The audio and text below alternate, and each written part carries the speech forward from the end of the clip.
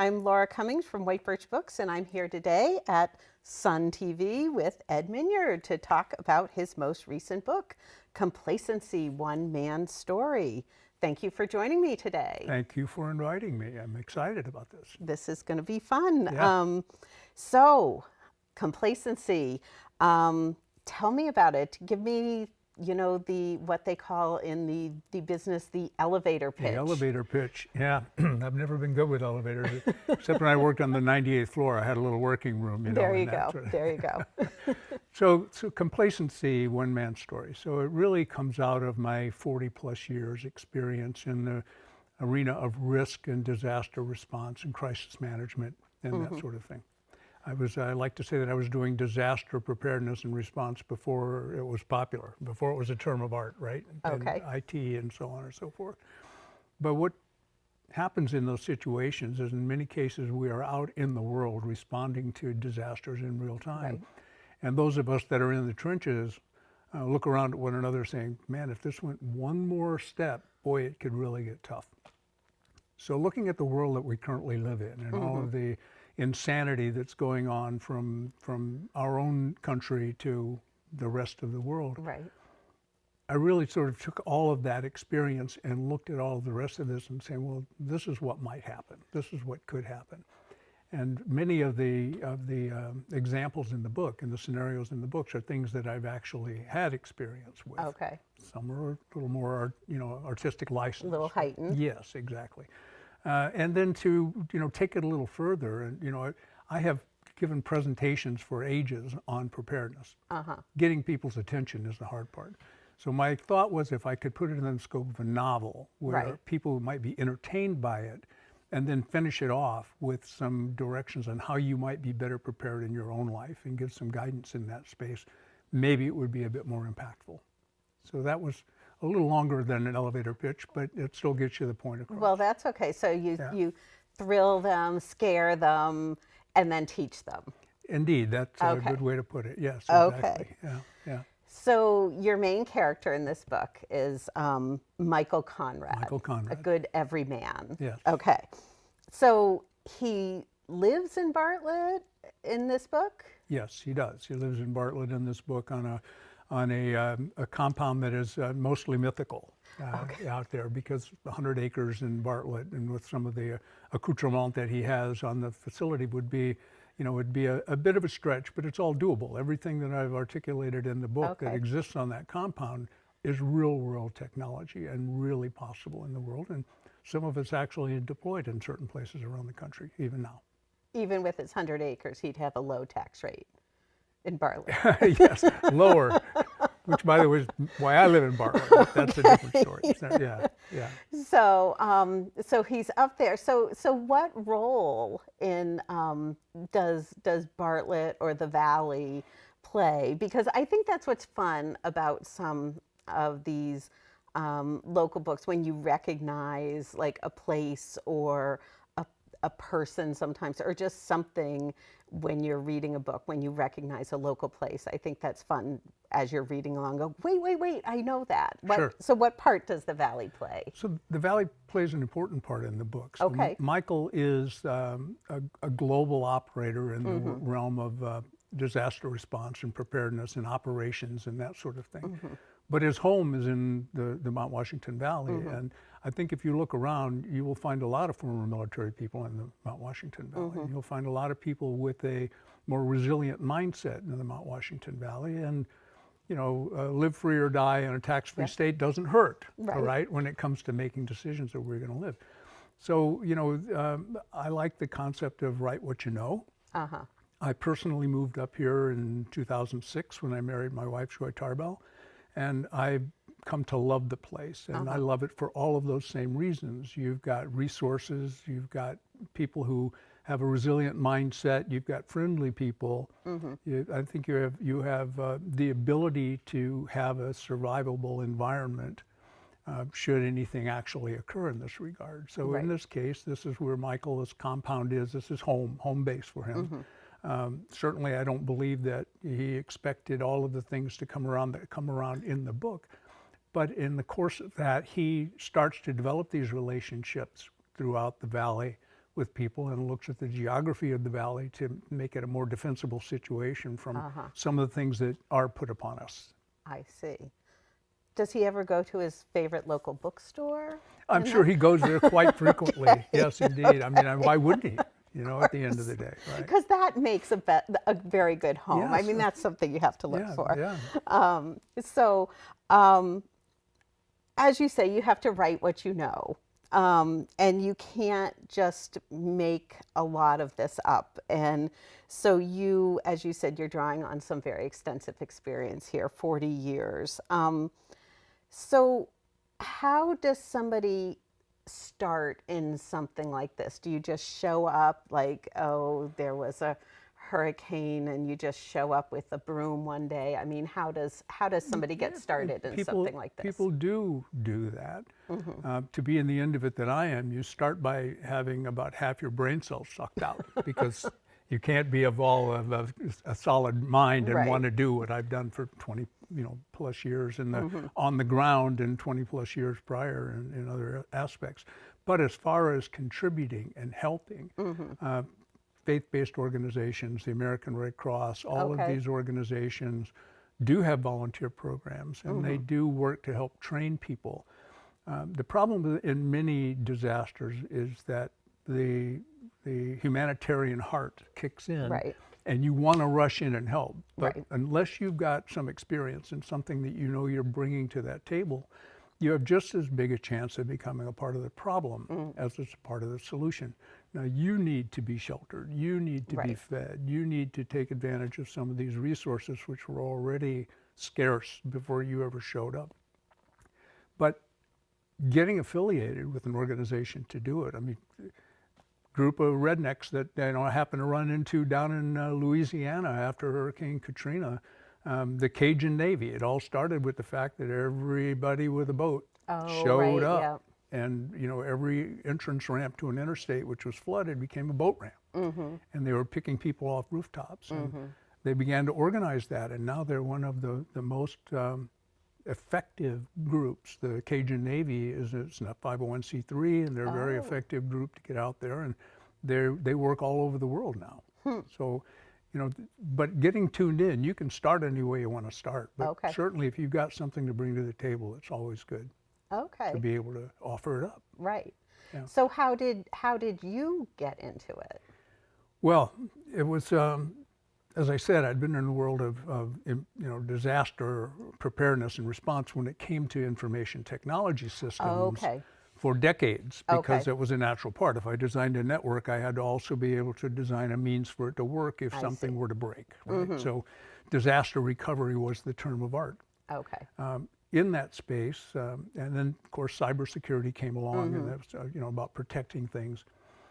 When 9/11 occurred, I was living in New York, and I was working for a large company at that time, and our clients were the Port Authority of New York and New Jersey, and all of the financial houses, Bank of New York, Lehman Brothers, Salomon Brothers, and others.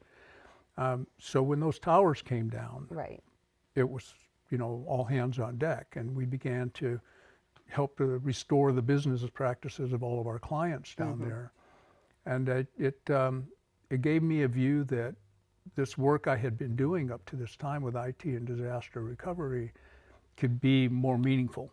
And then I started working very closely with the Port Authority of New York and New Jersey, who owned the Twin Towers and were very responsible for all that, and helping them to deal with some of the issues they faced with communications on the ground. Put together some systems for them that they still use, some variation of this day. It's been a long time, so technology shifts, but still it was another opportunity to see. And then flash forward to Katrina, I had all this gear. I'm hearing cries for help coming up out of New Orleans, and I basically told my boss, I'm going. I'm taking this gear. I know it can be helpful. We made some contacts, and it was. I covered that in my first book, which I did a presentation at your beautiful bookstore on after disasters. But the bottom line is I realized then that the hook was set. When you can see impact on human beings and help how you can help those people in a dire situation, I didn't have it in my heart not to stay involved in that. So Right. I resigned from Unisys Corporation, started my own business doing exactly that. Right. So So it's more the helping set up the communication and started out with that. It okay. did. It started out with setting up satellite communications where Okay. there was no other type of communications Right. available, which meant also that we had to bring a generator because usually there wasn't electricity either. Right. So, starting off with that to understand it. And then it evolved into other issues like base camps for first responders Okay. and for shelterees when people Right. have no place to go. Teaming with a couple of companies that had massive tents and equipment to build those camps. But what was missing was A, the communications technology, but B, Okay. and more importantly, an ability to account for the people that were in those facilities. So, I've got 2,000 people.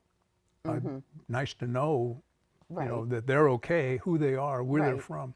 So I designed a system to do that as well, and that became and still is Right. sort of the system of record for FEMA and for Homeland Security and for Health and Human Services and others Right. to be able to provide that. So in that case, you were able to really show, for example, Hurricane Sandy. We built two 4,000 person base stations for shelterees in Hurricane Sandy. Immediately, the local politicians wanted to know how many of my constituents are in here, how many of them might have medical conditions, and all of that. So we were able to provide that Right. data in real time through these systems, and it really made a difference. So part of that is like somebody has to, there's probably like a whole checklist. And so you can't go running around screaming like, a crazy person. So somebody with a sane level head has Yes. to get in there, kind of assess, and then just start going Go down right the through list. it, and that's what's people lose the fact that a good friend of mine, Colonel Terry Everett, Marine Corps Colonel, Navy Cross recipient, a true hero of the Vietnam War, a rock star, this guy, when it comes to crisis. Right. Hurricane Katrina, he was responsible for the Department of Homeland Security for the city of New Orleans. And by the time I got there, Terry was a basket case because his entire house was destroyed. His family, he was a victim, and he was responsible for recovery. So in those cases, you don't think clearly. So you Right. bring in folks Right. like myself and my team who are doing what you said. We're Right. working off guidelines and checklists, and we're going by the book, and we're trying to stay one step emotionally detached Right. during the day while you're working on it. Right. And then downstream that at night Right. to keep your own sanity in check. Right. And that whole third party, outside, somewhat detached resource is critical Right. in these cases. And then the more you go through, the more you add to your checklist. And Absolutely, you as learn you every hit- time, right? Yes. Every time every disaster is unique. Yes. And every disaster, I don't care, everybody talks about global disaster, every disaster is local. Because the challenges in the valley in a situation like the recent flooding that we Right. had Right. is different than the global perspective on Right. it, and it's more meaningful on a personal level to the people who are affected by it. Right. Yeah. I mean, you watch that, and it's interesting what you said, how everybody wants to help. I mean, we see that all the time. It's like everybody wants to send clothes or food or Sure. whatever, and then you see that it just is sitting somewhere or whatever. We had warehouses full of backpacks full of school supplies Right. in New Orleans for 5 years after the Right. event. You again, you can become a part of the problem Right. just as easy as you're trying to be part of the solution. So my recommendation to people is don't send stuff, send money to a bona fide, vetted nonprofit organization that can then use that in the way that it needs to be used. Right.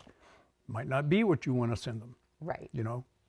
So yeah, It is always hard, and to get that information out quickly and effectively and everything is always hard. I think we saw that in Hawaii.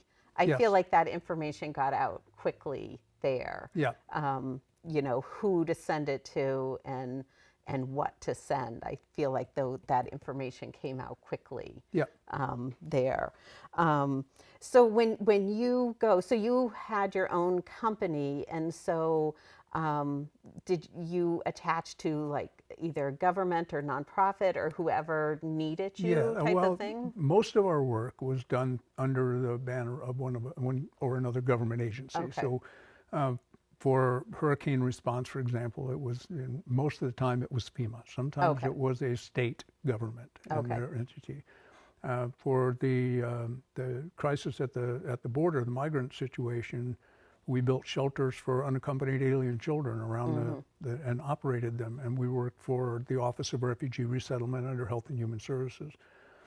We were one of the first contractors under Operation Warp Speed for the Department of Defense and building quarantine facilities and vaccine facilities all around the country. So Oh, wow. when everybody else was hiding in quarantine, myself and my teams were out building When people facilities. were wiping down their groceries. Yeah, I mean, yeah, right. I mean, but it was like that. I mean, when the first group of expats got off the plane from Wuhan, they came Yeah. from there to our facility at Marsh Okay. Air Force Base. Huh. The Diamond Princess cruise ship, everybody heard about. Right. They got off that boat and they came to my facility.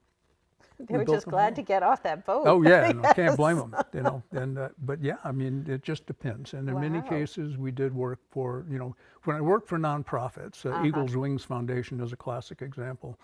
We went into Haiti. I went with them, and that not only did I not get paid, it cost me a lot of money to Yeah. go support that mission. But Right. we delivered 8.5, I think, million meal rations in a week down there, hand to Right. hand, Yeah. in some of the most dire situations I've been in since Vietnam. But yeah, in those cases, we did work for nonprofits to try Right. to help, but that wasn't for money. Right. That was for the humanitarian side of Right. things. Right. Right. So I kind of picture that you have like a red phone in your house. So Actually, I have an iPhone 14. It's worse than a red phone. You can Like walk away from the red phone. like a red phone under a case, and Yeah. like you're eating a nice meal, and then you hear the red phone in the other room, and Yeah, well, you get into your special outfit, and a it's just- helicopter picks you up. I actually took helicopter flying lessons so that I could do my own thing, but it didn't go very far. Okay. But Joy got a little tired of me. Hey, honey, I won't be home for dinner tomorrow or for the foreseeable future. I'm going down to the disaster. Yeah, I mean, but it was like that. We were, my teams and I were on call, Yeah. 7 by 24, and our contracts required us to be wherever they pointed 24 hours Right. later, except when we had to go to Saipan and Tinian, we had 48 hours to get there. And then we had to have a fully operational facility within 72 hours. Yeah. And so, I mean, it was, that's just the way it was. It's hard to have a life when you don't know when that phone's going to go off. Right. Right. So are you still doing this? Are you retired? The red Yes, phone has been put I away. sold my business, including the red phone, at the end of 2020. So Joy and I had talked about that, and Yeah. at the beginning of 2020, I made myself a new company ID card that says expires December 31st, 2020. Yeah. And through the good graces of the Lord and a good friend, my company was acquired, right at the end of the year. And I still do some SWAT team kind of work for them. I mean, they call me up to go do a special mission here and a special mission there.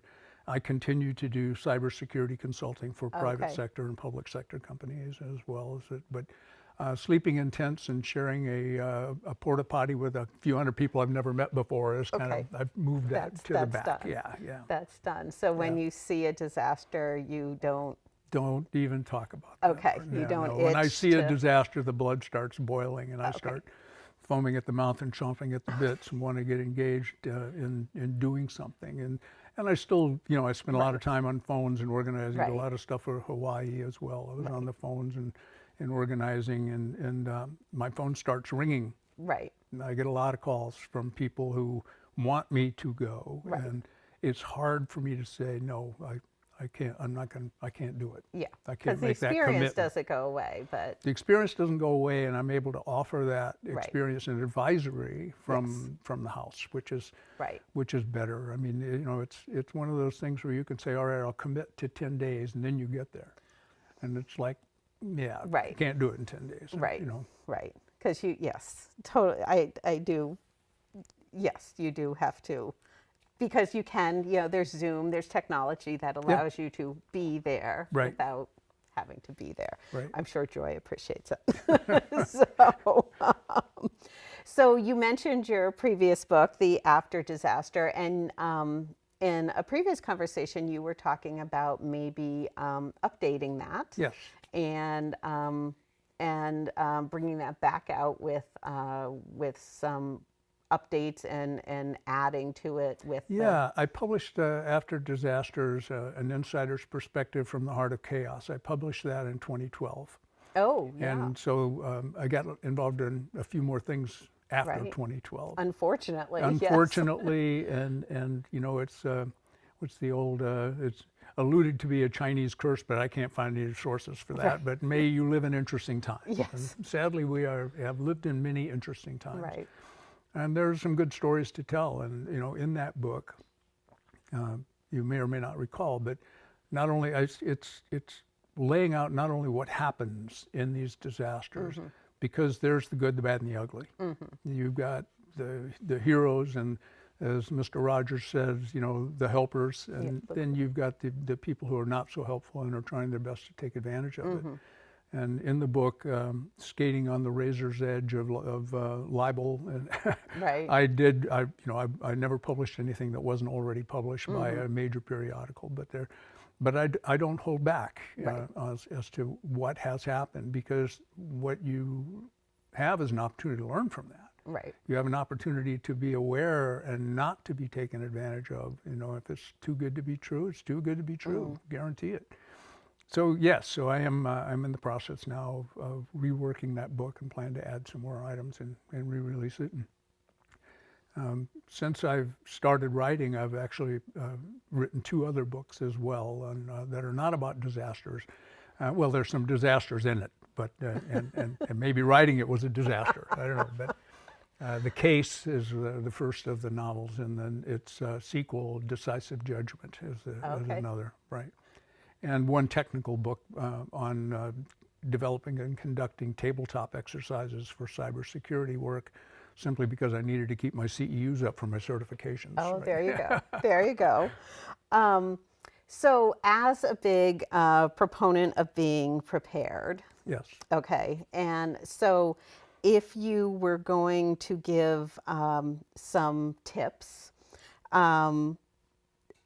just a couple, like if you could think of a couple big tips and maybe a couple little tips, because as they say, just if everybody was just a little more prepared, then we would all just be that one step better off for if anything happened. Right. And if everybody was just a little better off, then it wouldn't we just be better? Right. Yes. No, it's 100%. I mean, and the strain on society, large and small, is eased if more people are prepared and are thinking about it. You don't have to be a prepper.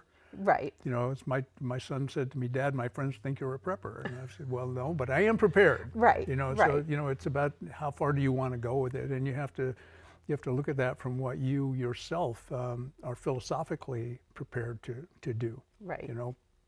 So yes, large and small. I mean, the first thing is we like to say in the art of Taekwondo, I'm a 9th degree black belt in Taekwondo. We like to say we have 9 weapons, right? Okay. Our feet, our knees, our hands, our elbows, and the 9th is your mind. Oh, okay. Right. Okay. So that's the most important one. Right. So you need to be thinking of look around you, Mm-hmm. and not just local, but look broader. Okay. And recognize that what can you know, and maybe something you should be paying a little more attention to. I mean, we all had a real good jump start with COVID, right?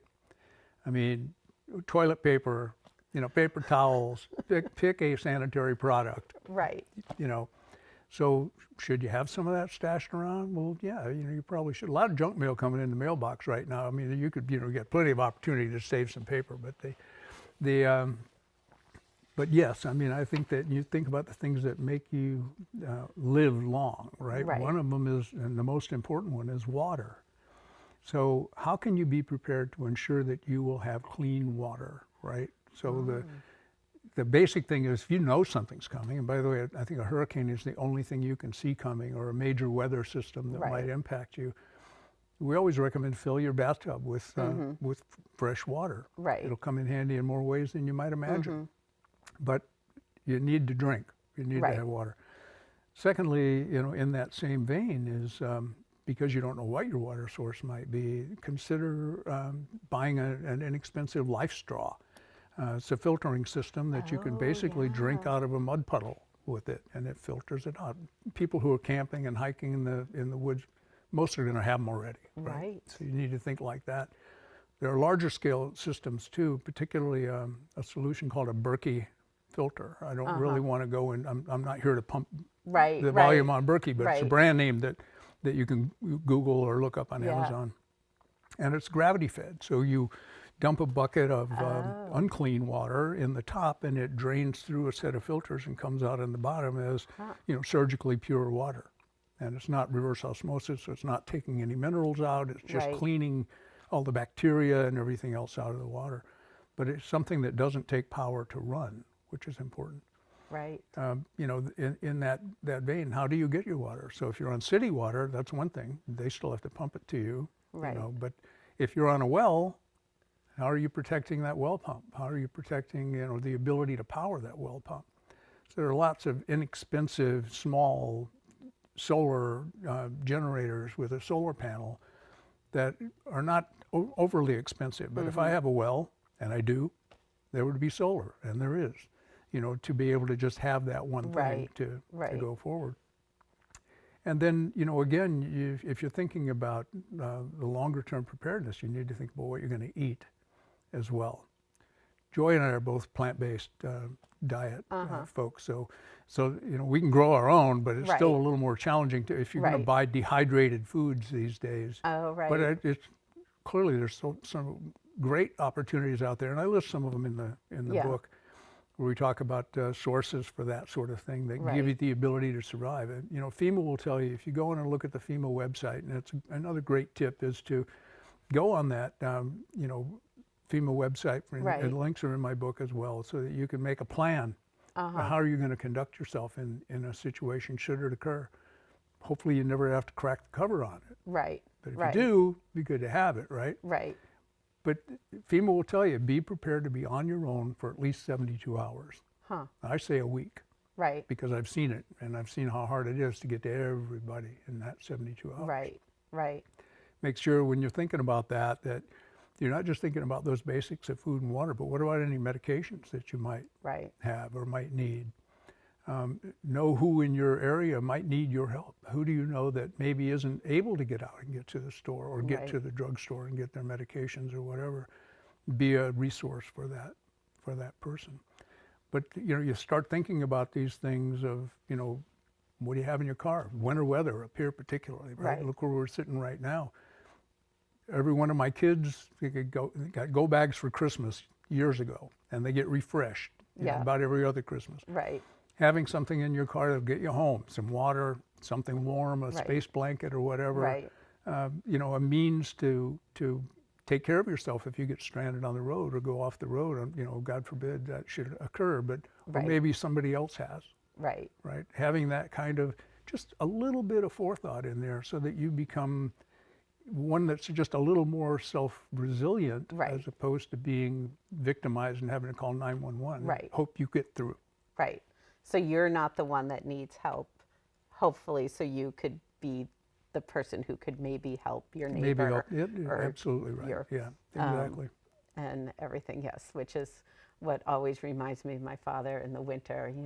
You cannot let your car get, down so low with the gas. Yes. Yeah. We have a rule in our house: never to a quarter tank. Yes. So I'm just like, but why? And it's like, so that is like the thing that's always, which is a small thing, but yes, and I had talked to somebody else, and he was like, "What about your pets?" I mean, the Hawaii thing brought home to me people carrying their children and their pets into the ocean, and I was looking at my 3 very large cats and imagine carrying them into the Saco. Right? And Yeah, I was like, in a fire situation, sure. You know, yes. you find strength you might not think you Well, have. But I was trying to tell them that we're not all going to make it. that sometimes, sadly, is also the case. Yes. And you know, that's the one that you don't like to think about. So Right. you try to be as prepared as you can, but just, you know, it's, Yes. the first, you know, as they always say, the best plan goes straight to hell when the first bullet flies. Right. So I Right. guess we're yes, wrapping up. we're running out of time. So, but I think we could talk about this stuff all day. But with that, I think we'll just call it here. Great. So, anyway, so this was fantastic. Thank you for your time today. Again, My pleasure. could Thank you for having me. talk about it all the time. So your book is Complacency. It's available at White Birch Books, and it was great talking to you here on Sun TV.